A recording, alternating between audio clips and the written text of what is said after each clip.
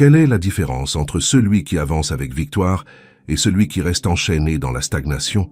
Ce n'est pas une question de chance, c'est une question de mentalité, car le ciel observe la disposition de votre cœur avant de vous propulser vers les hauteurs. Mes bien-aimés, permettez-moi de vous poser une question qui pourrait transformer votre existence entière. Quelle est la différence entre celui qui avance dans la vie avec victoire et celui qui reste enchaîné dans la stagnation? Ce n'est pas une question de chance, ni de circonstances favorables. C'est une question de mentalité. Oui, de mentalité. Car voyez-vous, le ciel observe attentivement la disposition de votre cœur, avant de vous propulser vers les hauteurs qu'il a préparées pour vous. Le grand prédicateur Charles Spurgeon disait avec une sagesse profonde que nos pensées sont les architectes de notre destinée. Il affirmait que la manière dont nous pensons détermine la direction que prend notre vie spirituelle et terrestre. Et aujourd'hui, je veux vous parler de cette vérité puissante qui a le pouvoir de révolutionner votre marche avec Dieu. Si vous avez une mentalité prospère, le ciel vous poussera en avant. Comprenez bien ce que je vous dis. Une mentalité prospère n'est pas cette pensée superficielle que le monde moderne vend comme une formule magique. Non, c'est quelque chose de bien plus profond, de bien plus sacré. C'est cette disposition intérieure qui reconnaît que Dieu est la source de toute bénédiction, que sa volonté est parfaite et que nous sommes appelés à marcher dans l'excellence qu'il a établie pour nous depuis la fondation du monde. Regardez autour de vous. Combien de personnes vivent dans la médiocrité spirituelle parce qu'elles ont accepté une mentalité de défaite? Combien n'ont abandonné leurs rêves divins parce qu'elles ont écouté les voix du découragement plutôt que la voix du Tout-Puissant? La Bible nous dit dans Proverbe 23, verset 7, « Car il est comme les pensées de son âme. Ce que vous pensez, vous le devenez. Ce que vous croyez dans votre cœur façonne votre réalité. » Mes amis, je veux que vous compreniez quelque chose d'essentiel ce soir. Dieu ne peut pas vous emmener là où votre esprit refuse d'aller. Si votre mentalité est limitée, votre vie sera limitée.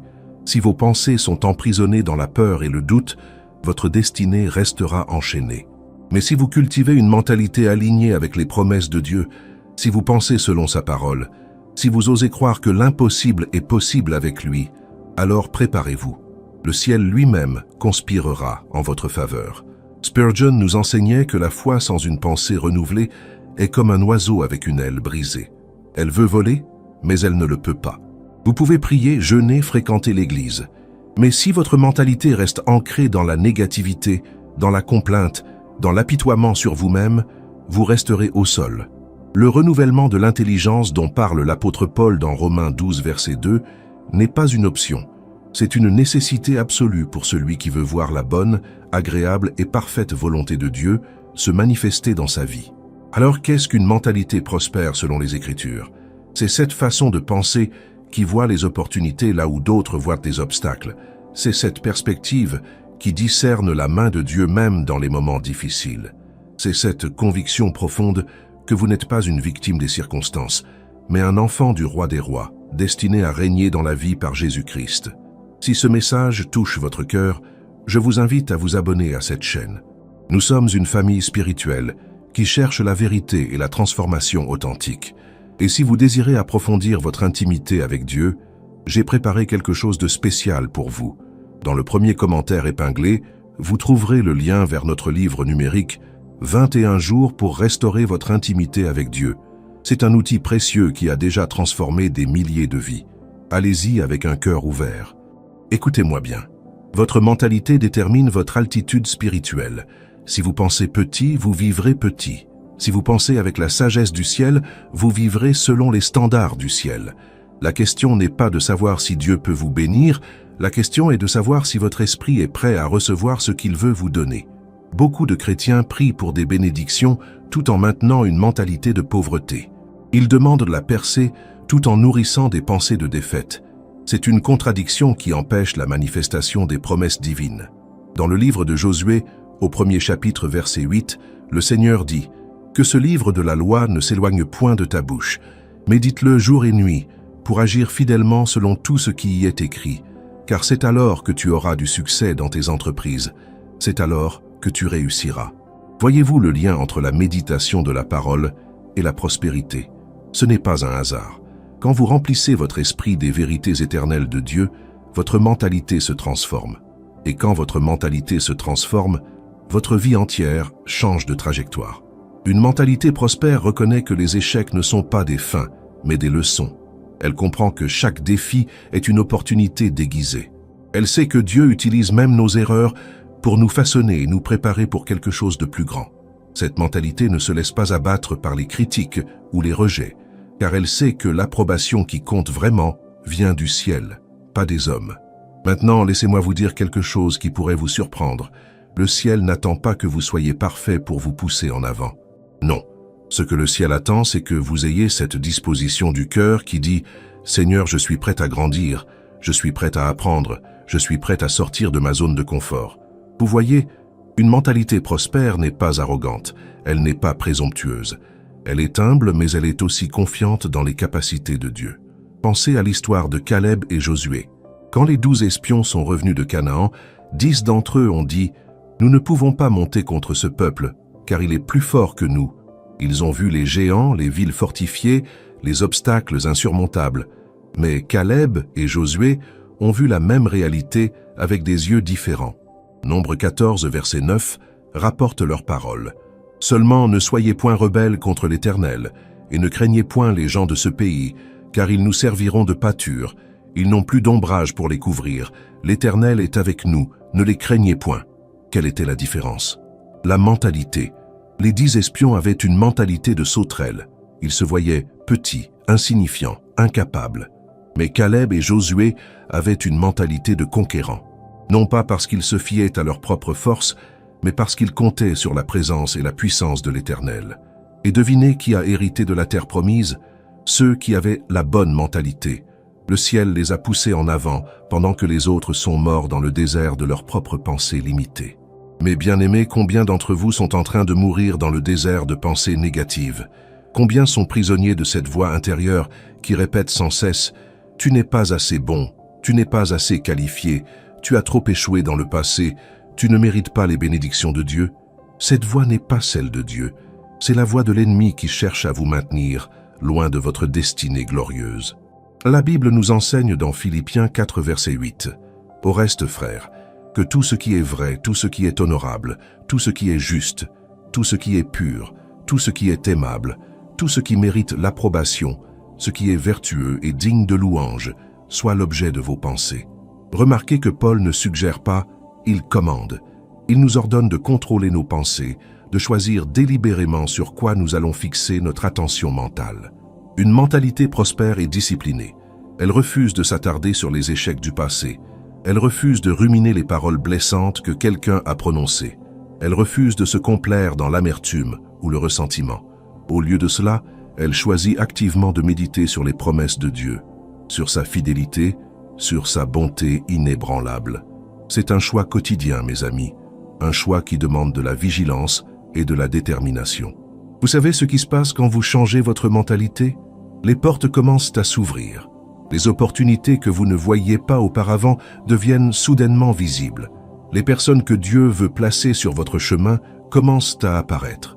Ce n'est pas de la magie, c'est le principe spirituel que Dieu a établi.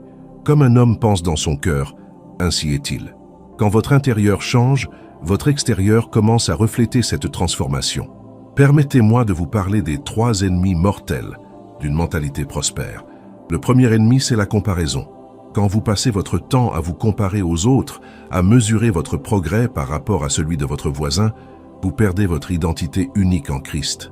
Dieu ne vous appelle pas à être comme quelqu'un d'autre. Il vous appelle à être la meilleure version de vous-même, celle qu'il a conçue depuis l'éternité. Galates 6, verset 4 nous rappelle que chacun examine ses propres œuvres, et alors il aura sujet de se glorifier pour lui seul et non par rapport à autrui. Le deuxième ennemi, c'est la plainte. Oh mes amis, la plainte est comme un poison qui contamine toute votre vie spirituelle. Quand vous vous plaignez constamment de vos circonstances, de votre travail, de votre famille, de votre église, vous fermez les écluses de la bénédiction divine. Les Israélites ont erré 40 ans dans le désert en grande partie à cause de leurs murmures et de leurs plaintes. Ne répétez pas leur erreur. Apprenez à remercier Dieu en toutes choses, comme nous l'ordonne 1 Thessaloniciens 5, verset 18. Le troisième ennemi, c'est la peur. La peur de l'échec, la peur du rejet, la peur de ce que les gens vont penser, la peur de sortir de votre zone de confort. La peur paralyse. Elle vous maintient petit, limité, inefficace. Mais 2 Timothée 1 verset 7 nous assure « Car ce n'est pas un esprit de timidité que Dieu nous a donné, mais un esprit de force, d'amour et de sagesse. » Quand vous comprenez vraiment cette vérité, la peur perd son emprise sur vous. Une mentalité prospère embrasse le processus de croissance. Elle comprend que chaque saison difficile est une saison de formation. Elle accepte que Dieu utilise les pressions de la vie pour extraire de nous ce qu'il y a de plus précieux. Pensez au diamant.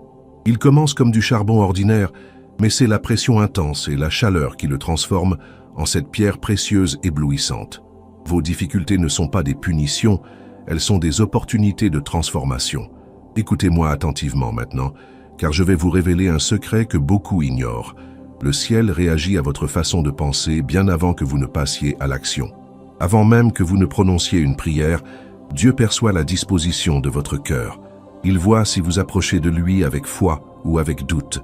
Il discerne si votre esprit est ouvert à ses possibilités infinies ou enfermé dans les limitations humaines.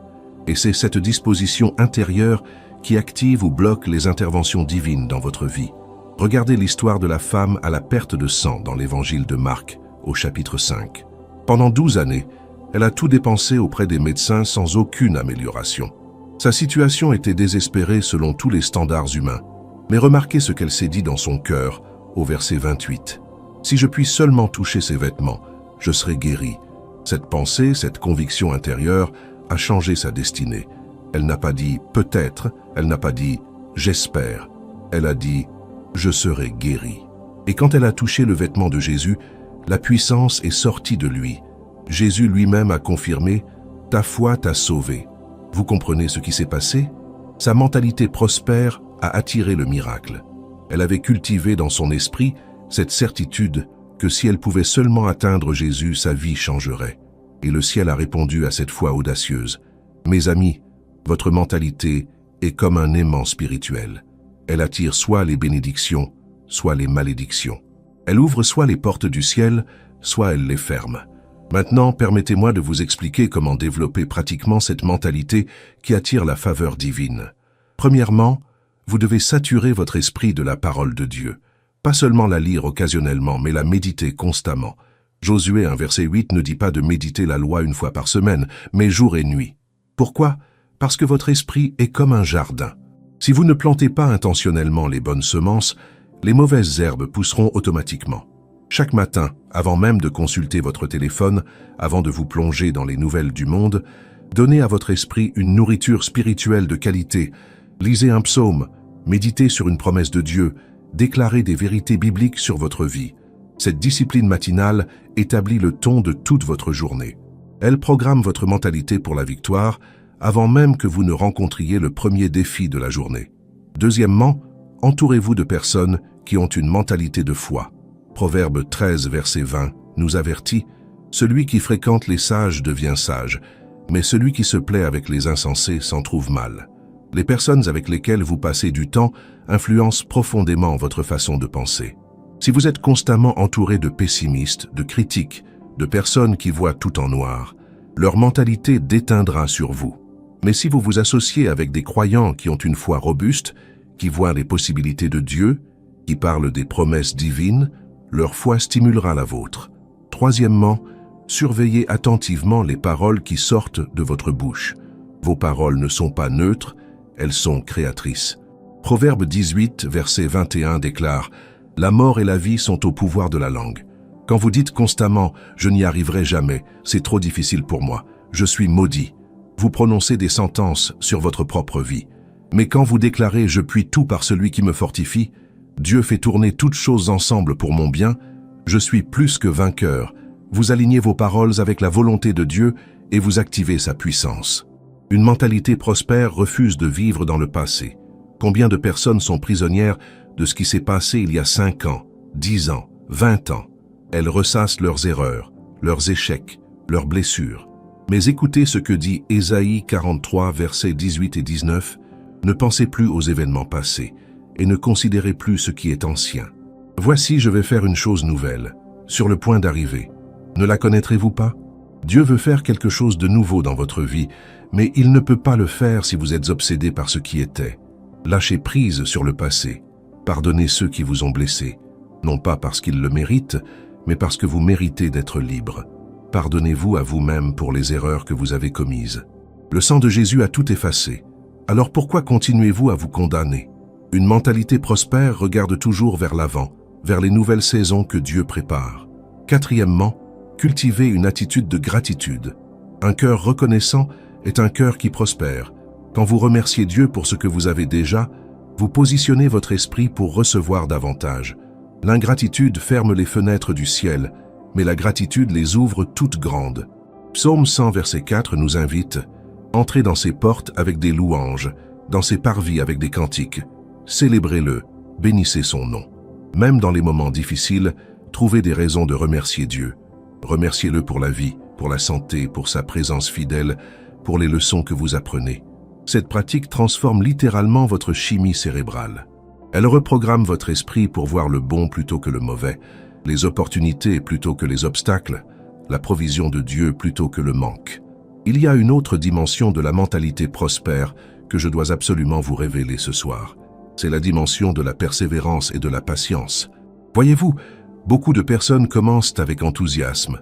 Elles changent leur façon de penser pendant quelques jours, peut-être quelques semaines, puis elles abandonnent quand les résultats ne se manifestent pas immédiatement. Mais une vraie mentalité prospère comprend que les transformations profondes prennent du temps. Les moissons ne viennent pas le lendemain des semailles. Galates 6, verset 9, nous encourage avec ces paroles puissantes. « Ne nous lassons pas de faire le bien, car nous moissonnerons au temps convenable, si nous ne nous relâchons pas. » Remarquez cette expression cruciale. « Au temps convenable ». Pas à votre temps, pas selon votre calendrier, mais au temps que Dieu a déterminé. Le fermier qui plante des graines ne devient pas anxieux le lendemain parce qu'il ne voit pas encore les fruits. Il sait qu'il y a un processus naturel qui doit s'accomplir. Il continue d'arroser, de cultiver, de protéger ses semences, confiant que la récolte viendra. C'est exactement ce que vous devez faire avec votre mentalité. Vous avez planté de bonnes pensées. Vous avez commencé à méditer la parole. Vous avez changé vos paroles. Vous vous êtes entouré de personnes positives. Maintenant, persévérez. Ne vous découragez pas si vous ne voyez pas de changement spectaculaire immédiatement. Sous la surface, dans le domaine spirituel invisible, des choses extraordinaires sont en train de se produire. Le ciel prépare votre percée. L'histoire de Joseph illustre magnifiquement ce principe. Dieu lui a donné des rêves de grandeur quand il était jeune. Mais avant que ces rêves ne se réalisent, Joseph a traversé la trahison de ses frères, l'esclavage, les fausses accusations, la prison. 13 longues années de difficultés. Mais remarquez quelque chose d'extraordinaire. Joseph a maintenu sa mentalité prospère même dans les pires circonstances. Dans la maison de Potiphar, il excellait. En prison, il excellait. Pourquoi? Parce que sa mentalité n'était pas déterminée par son environnement, mais par sa foi en Dieu. Genèse 39, verset 23 nous dit « Le chef de la prison ne prenait aucune connaissance de ce que Joseph avait en main, parce que l'Éternel était avec lui. Et l'Éternel donnait de la réussite à ce qu'il faisait. Même en prison, Joseph prospérait, pas parce que la prison était un endroit agréable, mais parce que sa mentalité attirait la faveur divine partout où il allait. Et finalement, au temps convenable de Dieu, il est devenu le second personnage le plus puissant d'Égypte. Mes bien-aimés, où que vous soyez aujourd'hui, quelle que soit votre situation actuelle, vous pouvez prospérer si vous avez la bonne mentalité. Vous n'avez pas besoin d'attendre que tout soit parfait autour de vous pour commencer à penser comme Dieu pense. Vous n'avez pas besoin d'attendre d'avoir plus d'argent, un meilleur emploi, une meilleure santé. Commencez maintenant, là où vous êtes, avec ce que vous avez. Changez votre mentalité et le ciel changera vos circonstances. Une mentalité prospère est également généreuse. Elle ne pense pas seulement à son propre avancement, mais au bien des autres. Proverbe 11, verset 25 déclare « L'âme bienfaisante sera rassasiée, et celui qui arrose sera lui-même arrosé. » Quand vous avez une mentalité d'abondance plutôt qu'une mentalité de pénurie, vous pouvez donner librement, bénir généreusement, servir joyeusement. Et cette générosité active une loi spirituelle de multiplication dans votre vie. Pensez à la veuve de Sarepta dans 1er Roi 17. Elle était à son dernier repas, prête à mourir avec son fils. Mais quand le prophète Élie lui a demandé de partager ce dernier repas avec lui, elle a choisi d'obéir malgré sa situation désespérée. Et qu'est-il arrivé? Sa farine n'a pas manqué, son huile ne s'est pas tarie pendant toute la durée de la sécheresse. Sa générosité dans la pénurie a activé un miracle de provision surnaturelle. Voilà ce qui se passe quand vous avez une mentalité prospère, même face à la rareté. Maintenant, laissez-moi vous parler d'un aspect que beaucoup négligent, la mentalité prospère face aux critiques et à l'opposition. Quand vous commencez à changer, quand vous commencez à élever votre pensée, quand vous commencez à marcher dans votre destinée, certaines personnes ne seront pas contentes. Elles vous critiqueront, elles douteront de vous, elles essaieront même de vous décourager. Comment une mentalité prospère réagit-elle à cela? Néhémie nous donne un exemple parfait. Quand il a commencé à reconstruire les murs de Jérusalem, Sanballat et Tobija se sont moqués de lui. Ils ont ridiculisé son projet, ils ont menacé, ils ont conspiré contre lui. Mais regardez la réponse de Néhémie au chapitre 6, verset 3. « Je leur envoyais des messagers avec cette réponse. J'ai un grand ouvrage à exécuter et je ne puis descendre. Le travail serait interrompu pendant que je le quitterais pour aller vers vous. » Quelle sagesse! Néhémie n'a pas perdu de temps à se défendre, à argumenter avec ses critiques, à essayer de leur prouver quoi que ce soit. Il avait une vision claire, une mission divine, et il restait concentré. Une mentalité prospère ne se laisse pas distraire par les voix négatives. Elle reste fixée sur l'appel de Dieu. Elle comprend que, quand vous êtes occupé à construire ce que Dieu vous a confié, vous n'avez pas de temps pour les querelles inutiles. La Bible nous enseigne dans Colossiens 3, verset 2. « Affectionnez-vous aux choses d'en haut et non à celles qui sont sur la terre. » Une mentalité prospère maintient une perspective éternelle. Elle ne se laisse pas consumer par les soucis temporaires qui obsèdent tant de gens. Elle voit au-delà du moment présent. Elle comprend que cette vie terrestre n'est qu'une préparation pour l'éternité et elle investit son énergie mentale dans ce qui a une valeur permanente. Mes bien-aimés, nous arrivons à la fin de ce message, mais j'espère que c'est le début d'une transformation profonde dans votre vie. Souvenez-vous de cette vérité essentielle. Si vous avez une mentalité prospère, le ciel vous poussera en avant. Ce n'est pas une promesse vide, c'est un principe divin qui a fonctionné pour des millions de croyants à travers les siècles et qui fonctionnera pour vous aussi. Votre façon de penser aujourd'hui détermine votre réalité de demain. Choisissez de penser selon la parole de Dieu et regardez votre vie se transformer glorieusement. Je vous remercie sincèrement d'avoir pris le temps de regarder cette vidéo jusqu'à la fin. Si ce message a touché votre cœur, je vous encourage vivement à vous abonner à cette chaîne pour ne manquer aucun enseignement. Cliquez sur le bouton « J'aime », partagez cette vidéo avec ceux qui en ont besoin et laissez un commentaire pour me dire comment Dieu vous parle à travers ce message. Et n'oubliez pas, dans le premier commentaire épinglé, vous trouverez le lien vers notre livre numérique « 21 jours pour restaurer votre intimité avec Dieu ». C'est un outil qui changera votre marche spirituelle. Continuez à regarder les prochaines vidéos qui apparaîtront sur votre écran. Que Dieu vous bénisse abondamment.